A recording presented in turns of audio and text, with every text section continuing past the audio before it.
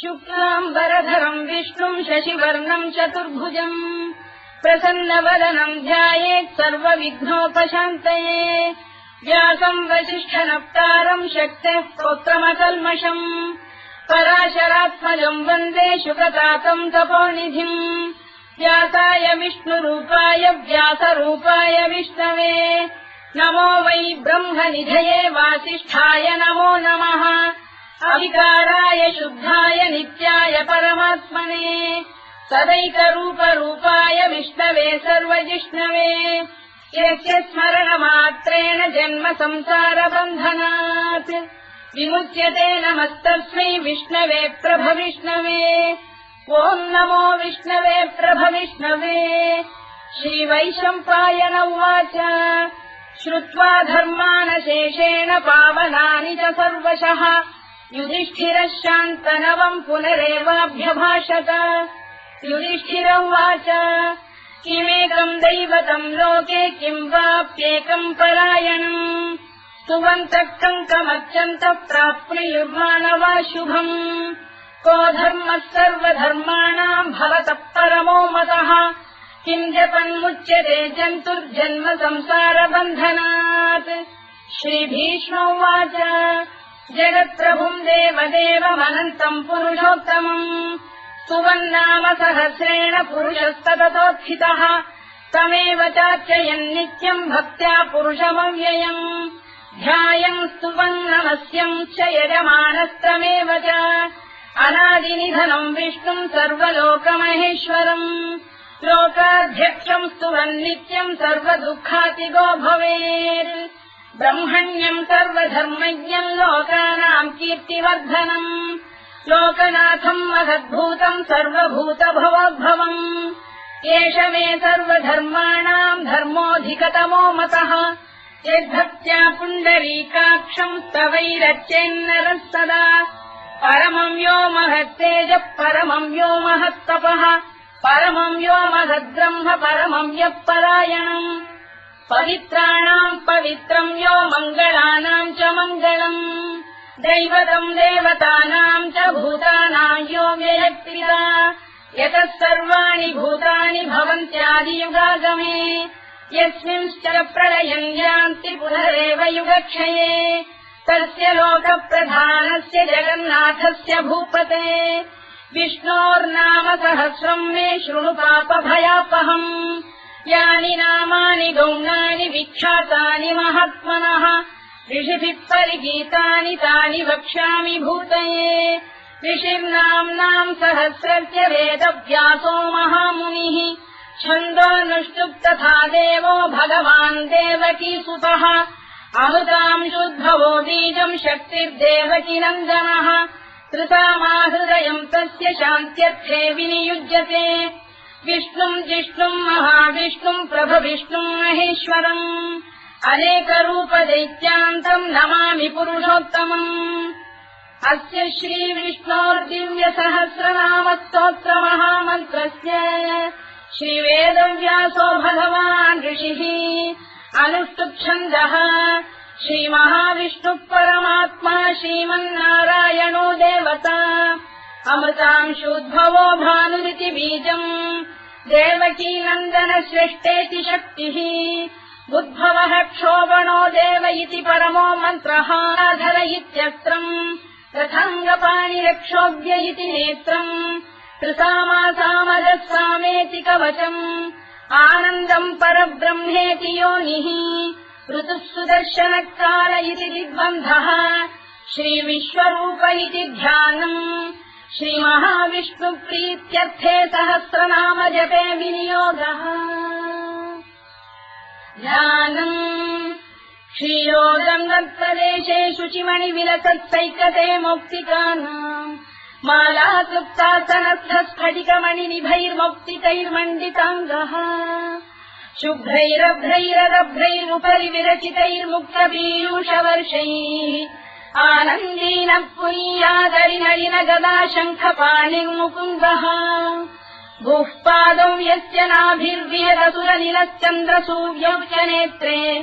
कर्णावाशा शिरोद्यौर्मुखमपि दहनो यस्य वास्तेयमब्धिः अन्तस्थम् यस्य विश्वम् सुरनरखगो भोगि गन्धर्वदैत्यैः चित्तम् रम्यते तम् त्रिभुवन वपुषम् विष्णुमीशम् नमामि। ॐ नमो भगवते वासुदेवाय।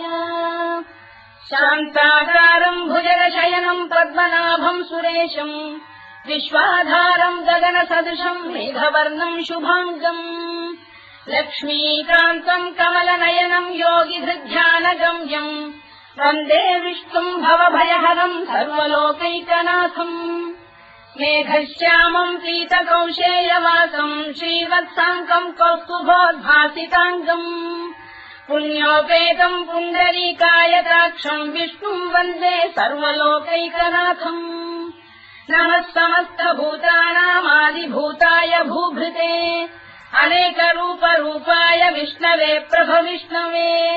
सशङ्खचक्रम् सकिरीटकुण्डलम् सपीतवस्त्रम् सरसीरुभेक्षणम् सहारवक्षस्थलशोभिकौस्तुभम् नमामि विष्णुम् शिरसा चतुर्भुजम्।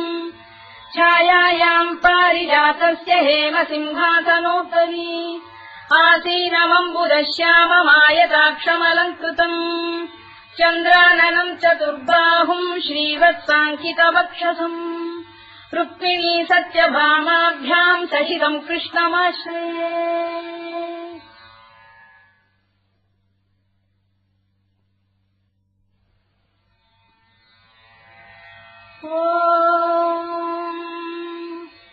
विश्वम् विष्णुर्वषत्कारो भूतभव्य भवत्प्रभुः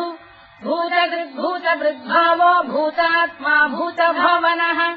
भूतात्मा परमात्मा च मुक्तानाम् परमा गतिः अव्ययः पुरुषः साक्षी क्षेत्रज्ञोऽक्षर एव च योगो योगविदाम् नेता प्रधानपुरुषेश्वरः नारसिंहवपुः श्रीमान् केशवः पुरुषोत्तमः सर्वः शर्वः शिवस्थाणुर्भूतादिर्निधिरव्ययः सम्भवो भावनो भर्ता प्रभवः प्रभुरीश्वरः स्वयम्भूः शम्भुरादित्यः पुष्कराक्षो महास्वनः अनादिनिधनो धाता विधाता धातुरुत्तमः अप्रमेयो ऋषिकेशः पद्मनाभोऽमरप्रभुः विश्वकर्मा मनुस्पष्टा स्थविष्ठस्थविरो ध्रुवः अग्राह्यः शाश्वतः कृष्णो लोहिताक्षप्रदर्दनः प्रभूतस्त्रिककुब्धाम पवित्रम् मङ्गलम् परम् ईशानप्राणदप्राणो ज्येष्ठः श्रेष्ठः प्रजापतिः हिरण्यगर्भो भूगर्भो माधवो मधुसूदनः ईश्वरो विक्रमी धन्वी मेधावी विक्रमक्रमः अनुत्तमो दुराधर्षः कृतज्ञः कृतिरात्मवान् सुरेशः शरणम् शर्म विश्वरेता प्रजाभवः अधः संवत्सरो व्यालप्रत्ययः सर्वदर्शनः अजः सर्वेश्वरः सिद्धः सिद्धिः सर्वादिरच्युतः वृषाकपिरमेयात्मा सर्वयोगविनिसृतः वसुर्वसुमनः सत्यः समात्मा संविदः समः अमोघः पुण्डरीकाक्षो वृषकर्मा वृषाकृतिः रुद्रो बहुशिरा बभ्रुर्विश्वयोनिः शुचिश्रवाः अमृतः शाश्वतस्थाणुर्वरारोहो महातपाः सर्वगः सर्वविद्वानुर्विश्वरवित्कविः लोकाध्यक्षः सुराध्यक्षो धर्माध्यक्षः कृताकृतः चतुरात्मा चतुर्व्यूहश्चतुर्दंष्टश्चतुर्भुजः भ्राजिष्णुर्भोजनम् भोक्ता सहिष्णुर्जगदादिजः अनभो विजयो जेता विश्वयोनिः पुनर्वसुः उपेन्द्रो वामनः प्रांशुरमोघः शुचिरूर्जितः अतीन्द्रः सङ्ग्रहः सर्गो धृतात्मा नियमो यमः वेद्यो वैद्यः सदा योगी वीरः माधवो मधुः अतीन्द्रियो महामायो महोत्साहो महाबलः महाबुद्धिर्महावीर्यो महाशक्तिर्महाद्युतिः अनिर्देश्य वपुः श्रीमान् अमेयात्मा महात्रिधृत् महेश्वासो महीभर्ता श्रीनिवासः सताङ्गतिः अनिरुद्धः सुरानन्दो गोविन्दो गोविदाम्पतिः मरीचिर्दमनो हंसः सुपर्णो भुजगोत्तमः हिरण्यनाभः सुतपाः पद्मनाभः प्रजापतिः अमृत्युः सर्वदृक्सिंहः सन्धाता सन्धिमान् स्थिरः अजो दुर्मर्शनः शास्ता विश्रुतात्मा सुरारिः गुरुर्गुरुतमो धाम सत्यः सत्यपराक्रमः निमिषो निमिषस्रग्वी वाचस्पतिरुदारधीः अग्रणी ब्राह्मणी श्रीमान् न्यायो नेता समीरणः सहस्रमूर्धा विश्वात्मा सहस्राक्षः सहस्रपात् आवर्तनो निवृत्तात्मा संवृतः सम्प्रवर्धनः अधःसंवर्तको गन्धिरनिरोधरणीधरः सुप्रसादप्रसन्नात्मा विश्वधृत् विश्वभुग्विभुः सत्कर्ता सत्कृतः साधुर्जन्धुर्नारायणो नरः असङ्ख्येयो प्रमेयात्मा विशिष्टः शिष्टकृच्छुचिः सिद्धार्थः सिद्धसङ्कल्पः सिद्धिदः सिद्धिसाधनः वृषाही वृषभो विष्णुर्वृषपर्वा वृषोदरः वर्धनो वर्धमानश्च विविक्तः श्रुतिसागरः सुभुजो दुर्धरो वाग्मी महेन्द्रो वसुदो वसुः नैकरूपो बृहद्रूपः शिपिविष्टप्रकाशनः ओजस्तेजोद्युतिधरः प्रकाशात्मा प्रतापनः वृद्धस्पष्टाक्षरो मन्त्रश्चन्द्रांशुर्भास्करद्युतिः अमृतांशुद्भवो भानुः शशबिन्दुः सुरेश्वरः औषधम् जगतः सेतुः सत्यधर्मपराक्रमः भूतभव्यभवन्नाथः पवनः पावनो नरः कामः कामकृत्कान्तः कामः कामप्रदप्रभुः युगादिकृद्युगावर्तो नैकमायो महाशनः अदृश्यो व्यक्तरूपश्च सहस्रजिदनन्तजित् इष्टो विशिष्टः शिष्टेष्टः शिखण्डी नभुषो वृषः क्रोधः क्रोधकृत्कर्ता विश्वबाहुर्महीधरः अच्युतप्रतिथः प्राणप्राणदो वासवानुजः अपाम् निधिरधिष्ठानमप्रमत्तप्रतिष्ठितः स्कन्धः स्कन्धधरो धुर्यो वरदो वायुवाहनः वासुदेवो बृहद्भानुरादिदेवः पुरन्दरः अशोकस्तारणस्तारः शूरः शौरिर्जनेश्वरः अनुकूलः शतावर्तः पद्मी पद्मनिभेक्षणः पद्मनाभोरविन्दाक्षः पद्मगर्भः शरीरभृत् महर्भिर्वृद्धो वृद्धात्मा महाक्षो गरुडध्वजः अतुलः शरभो भीमः समयज्ञो हविर्हरिः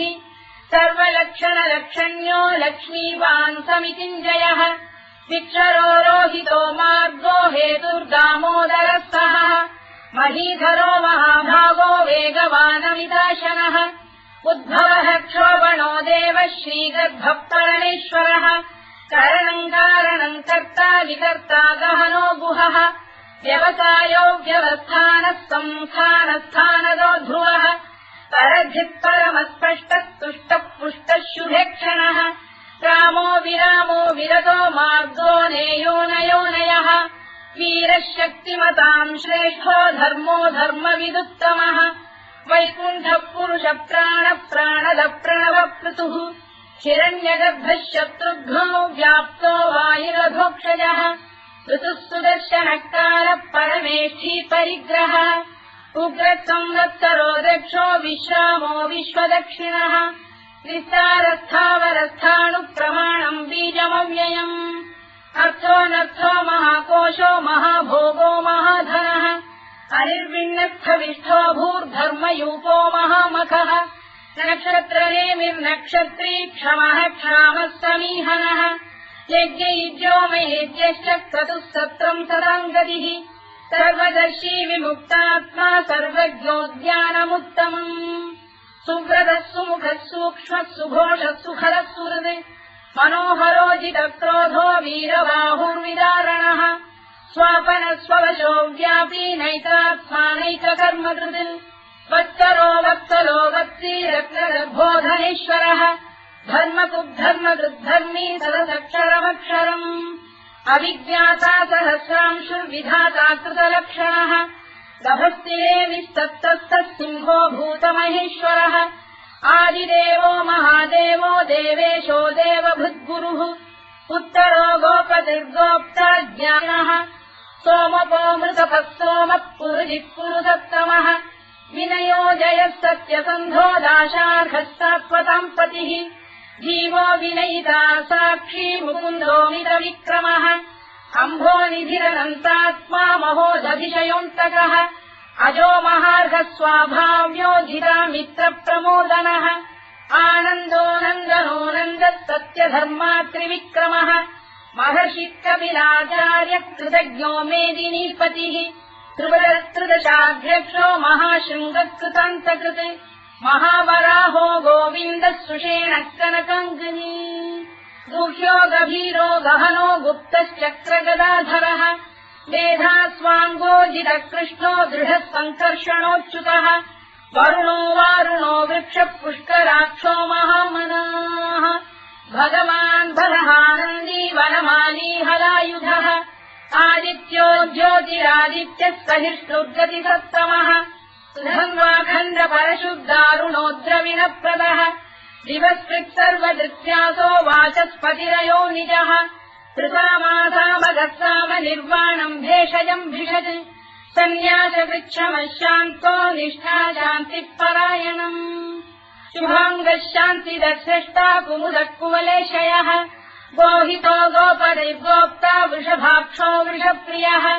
अनिवर्ती निवृत्तात्मा संक्षेप्ताक्षेमकृत् शिवः श्रीवत्सवक्षः श्रीवासः श्रीपतिः श्रीमताम्बरः श्रीधः श्रीधः श्रीनिवासः श्रीनिधिः श्रीविभावनः श्रीधर श्रीकर श्रेयः श्रीमान् लोकत्रयाश्रयः स्वक्षस्वङ्गः शतानन्दो नन्दिर्ज्योतिर्गणेश्वरः विदितात्मा विधेयात्मा सत्कीर्तिच्छिन्न संशयः उदीर्णः सर्वतश्चक्षुरनीशः शाश्वतः स्थिरः भूषयो भूषणो भूतिर्विशोकः शोकनाशनः अर्चिष्मानर्चितः कुम्भो विशुद्धात्मा विशोधनः अनिरुद्धो प्रतिरथः प्रद्युम्नोमितविक्रमः कालनेमिनिहावीरः शौरिः शूरजनेश्वरः त्रिलोकात्मा त्रिलोकेशः केशवः केशिहा हरिः कामदेवः कामपालः कामी कान्तकृतागमः अनिर्देश्यवपुर्विष्णुर्वीरोऽनन्तो धनञ्जयः ब्रह्मण्यो ब्रह्मकृद्ब्रह्मा ब्रह्म ब्रह्मनिवर्धनः ब्रह्मविद्ब्राह्मणो ब्रह्मी ब्रह्मज्ञो ब्राह्मणप्रियः महाक्रमो महाकर्मा महातेजा महोरगः महाक्रतुर्महायज्वा महायज्ञो महाहविः स्तव्यस्तव प्रियस्तोत्रम् स्तुतिस्तोतारणप्रियः पूर्णः पूरयिता पुण्यः पुण्यकीर्तिरनामयः मनोजवस्तीर्थकरो वसुरेता वसुप्रदः वसुप्रदो वासुदेवो वसुर्वसुमनाहविः सद्गतिः सत्कृतिः सत्ता सद्भूतिः सत्परायणः शूरसेनो यदुश्रेष्ठः सन्निवासः सुयामुनः भूतावासो वासुदेवः सर्वासु निलयो नलः दत्तः दत्पदो दृप्तो दुर्धरोऽथा पराजितः विश्वमूर्तिर्महामूर्तिर्दीप्तमूर्तिरमूर्तिमान् अनेकमूर्तिरव्यक्तः शतमूर्तिः शताननः एकोनैकः सवक्तः किम् यत्तत्पदमनुत्तमम् लोकबन्धुर्लोकनाथो माधवो भक्तवत्सलः सुवर्णवर्णो हेमाङ्गो वराङ्गश्चन्दनाङ्गदी वीरः विषमः शून्यो घृता क्षीरजरश्चरः अमानी मानदो मान्यो लोकस्वामी त्रिलोकधृत् सुमेधा मेधजो धन्यः सत्यमेधाधराधरः तेजो वृषोद्युतिधरः सर्वशत्रभृताम्बरः प्रग्रहो निग्रहो व्यग्रो नैकशृङ्गो गदाग्रजः चतुर्मूर्तिश्चतुर्बाहुश्चतुर्व्यूहश्चतुर्गतिः चतुरात्मा चतुर्भावश्चतुर्वेदविदेकपात्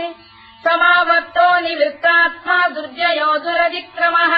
दुर्लभो दुर्गमो दुर्गो दुरावासो दुरारिः शुभाङ्गो लोकतारङ्गः सुतन्तु वर्धनः इन्द्रकर्मा महाकर्मा कृतकर्मा कृतागमः उद्भवः सुन्दरः सुन्दो रक्तनाभः सुलोचनः अल्पो वाजसनः शृङ्गी जयन्तः सर्वविद्ययी सुवर्णबिन्दुरक्षोभ्यः सर्ववागीश्वरेश्वरः महाह्रदो महागर्तो महाभूतो महानिधिः कुमुदः कुन्दरः कुन्दः पर्जन्यः पावनो निलः अमृताशोऽमृतवपुः सर्वज्ञः सर्वतोमुखः सुलभः सुव्रतः सिद्धः शत्रुजिच्छत्रुतापनः न्यग्रोधोदुम्बरोश्चक्षाणूरान्ध्रैषूदनः सहस्रार्चिः सप्तजिह्वः सप्तैधा सप्तवाहनः अमूर्तिरनघोचिन्त्यो भयगृद्भयनाशनः अणुबृहत्कृशस्थूलो गुणधृन्निर्गुणो महान् अधृतस्वधृतस्वास्य प्राग्वंशो वंशवर्धनः भारभृत्कथितो योगी योगीशः सर्वकामदः आश्रमश्रवणः क्षामः सुपर्णो वायुवाहनः धनुर्धरो धनुर्वेदो दण्डो दमयिता दमः अपराजितः सर्वसहो नियन्ता नियमो यमः सत्त्ववान् सात्विकः सत्यः सत्यधर्मपरायणः अभिप्रायप्रियार्होः प्रियकृत्प्रीतिवर्धनः विहाय सगतिर्ज्योतिः सुरुचित्कुतभुक्विभुः रविर्विरोचनः सूर्यः कवितारनिलोचनः अनन्तो हुतबुद्भोक्ता सुखदो नैकजोऽग्रजः अनिर्विण्णः सदामर्षी लोकाधिष्ठानमद्भुतः सनातनतमः कपिलः कपिरव्ययः स्वस्तिदः स्वस्तिकृत् स्वस्तिः स्वस्तिभुक् स्वस्ति दक्षिणः अरोग्रः कुण्डलीचक्री विक्रम्यूर्जितशासनः शब्दातिकः शब्दसः शिशिरः शर्वरीकरः अक्रूरप्रेषलो दक्षो दक्षिणः क्षमिणाम्बरः विद्वत्तमो वीतभयः पुण्यश्रवणकीर्तनः उत्तारणो दुष्कृतिः पुण्यो दुःस्वप्ननाशनः वीरः रक्षणः सन्तो जीवनः पर्यवस्थितः अनन्तरूपोऽनन्तश्रीर्जितमन्युर्भयापहः चतुरश्रो गभीरात्मा विदिशो व्यादिशो दिशः अनाधिर्भूर्भुवो लक्ष्मी सुवीरो रुचिराङ्गदः जननो जनजन्मादिर्भीमो भीमपराक्रमः आधारनिलयो धाता पुष्पहासप्रजागरः ऊर्ध्वरः सत्त्वथाचार प्राणः प्रणवप्रणः प्रमाणम् प्राणनिलय प्राणभृत्प्राणजीवनः तत्त्वम् तत्त्वविदेकात्मा जन्ममृत्युजरातिगः भूर्भुवः स्वस्तरुस्तारः सविता प्रपितामहः यज्ञो यज्ञपतिर्यज्वा यज्ञाङ्गो यज्ञवाहनः यज्ञभृद्यज्ञकृद्यज्ञी यज्ञभुक्यज्ञसाधनः यज्ञान्तकृद्यज्ञगुह्यमन्नमन्नाद एव च आत्मयोनिः स्वयम् जातो वैखानः सामगायनः देवकीनन्दनः स्रष्टा क्षितीशः पापनाशनः शङ्खबृन्नन्दकी चक्रीशाङ्गधन्वा गदाधरः तथाङ्गपाणिरक्षोभ्यः सर्वप्रहरणायुधः सर्वप्रहरणायुधवोम् नम इति परमाली गरीशाङ्गी शङ्खी चक्री च नन्दकी श्रीमान्नारायणो विष्णुर्वासुदेवोऽभिरक्षतु वनमाली गरीशाङ्गी शङ्खी चक्री च नन्दकी श्रीमान्नारायणो विष्णुर्वासुदेवोऽभिरक्षतु वनमाली गरीशाङ्गी शङ्खी चक्री च नन्दकी श्रीमान्नारायणो विष्णुर्वासुदेवोऽभिरक्षतु इतीदम् कीर्तनीयस्य केशवस्य महात्मनः नाम्नाम् सहस्रम् दिव्यानामशेषेण प्रकीर्तितम् य इदम् शृणुयाम् नित्यम् यश्चापि परिकीर्तयेत् नाशुभम् प्राप्नुयात् किञ्चित् सोमुत्रेह च मानवः वेदान्तको ब्राह्मणस्य क्षत्रियो विजयी भवेत् वैश्यो धनसमृद्धः स्यात् क्षुद्रः सुखमवाप्नुयात् धर्मार्थी प्राप्नुयात् धर्ममर्थार्थी चार्थमाप्नुयात् कामानवाप्नुयात् कामी प्रजार्थी चाप्नुयात् प्रजाम् भक्तिमान् यः सदोत्थाय शुचिस्तद्गतमानसः सहस्रम् वासुदेवस्य नाम्नामेतत्र कीर्तयेत् यशः प्राप्नोति विपुलम् याति प्राधान्यमेव च अचलाम् श्रियमाप्नोति श्रेयः प्राप्नोत्यनुत्तमम् न भयम् क्वचिदाप्नोति वीर्यम् तेजश्च विन्दति भवत्य रोगोद्युतिमान् बलरूपगुणान्वितः रोगात्तो मुच्यते रोगात् बद्धो मुच्येत बन्धनात् भयान्मुच्येत भीतस्तु मुच्येतापन्न आपदः दुर्गाण्यतितरत्याशु पुरुषः पुरुषोत्तमम् सुवन्नाम सहस्रेण नित्यम् भक्तिसमन्वितः वासुदेवाश्रयो मर्त्यो वासुदेवपरायणः सर्वपापविशुद्धात्मा याति ब्रह्म सनातनम् न वासुदेव भक्तानामशुभम् विद्यते क्वचित् जन्म मृत्युजरा व्याधि भयम् नैवोपजायते इमं स्तवमधीयान श्रद्धा भक्ति समन्वितः युज्येतात्मसुखक्षान्ति श्रीधृति स्मृति कीर्तिभिः न क्रोधो न च मात्सर्यम् न लोभो न शुभामतिः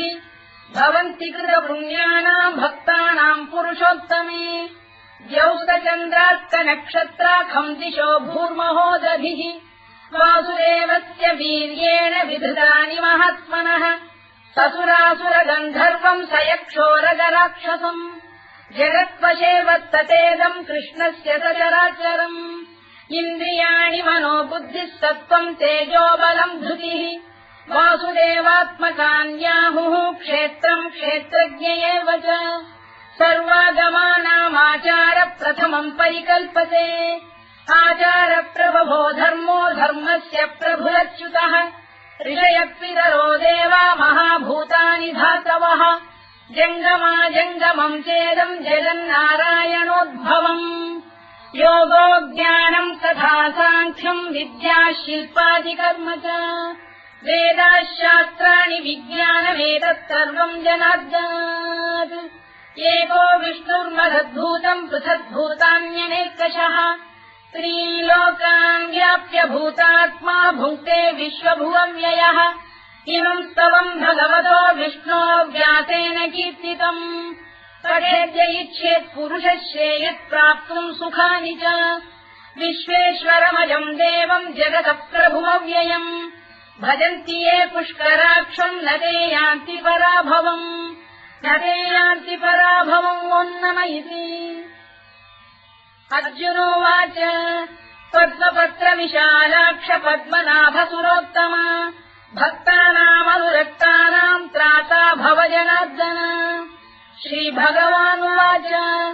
यो माम् नाम सहस्रेण स्तोतुमिच्छति पाण्डव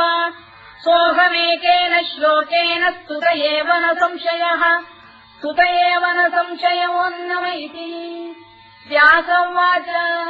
वासनाद्वासुदेवस्य वासितम् भुवनत्रयम् सर्वभूतनिवासोऽसि वासुदेव नमोऽस्तु ते वासुदेव नमोऽस्तु ते ओन्नम इति पार्वत्युवाच केनोपायेन लघुना विष्णोर्नाम सहस्रकम् पठ्यते पण्डितैर्नित्यम् श्रोतुमिच्छाम्यहम् प्रभो ईश्वरोवाच श्रीराम राम रामेति रमे रामे मनोरमे सहस्रनाम तत्तुल्यम् राम नाम वरानने श्रीराम राम रामेति रमे रामे मनोरमे सहस्रनाम तत्तुल्यम् राम नाम वरानने श्रीराम राम रामेति रमे रामे मनोरमे सहस्रनाम तत्तुल्यम् राम नाम वरानने राम नाम वराननमोन्नम इति ब्रह्मोवाच नमोऽस्त्वनन्ताय सहस्रमूर्तये सहस्रपादाक्षि शिरोरुबाहवे सहस्रनाम्ने पुरुषाय शाश्वते सहस्रकोटियुगधारिणे नमः सहस्रकोटियुगधारिणे नमोऽन्नम इति सञ्जय उवाच यत्र योगेश्वर कृष्णो यत्र पार्थो धनुर्धरः तत्र श्रीविजयो भूतिर्ध्रुवानीतिर्मतिर्मम श्रीभगवानुवाच अनन्याश्चिन्तयन्तो मां ये जनाः पर्युपासते तेषाम् नित्याभियुक्तानां योगक्षेमम् वहाम्यहम् परित्राणाय साधूनां विनाशाय च दुष्कृताम् धर्म संस्थापनार्थाय सम्भवामि युगे युगे आर्ता विषण्णाः शिथिलाश्च भीता घोरेषु च व्याधिषु वर्तमानाः संकीर्त्य नारायण शब्दमात्रम् विमुक्तदुःखाः सुखिनो भवन्तु कायेन वाचा मनसेन्द्रियैर्वा बुद्ध्यात्मना वा प्रकृते स्वभावात् करोमि यद्यत् सकलम् परस्मै नारायणायेति समर्पयामि।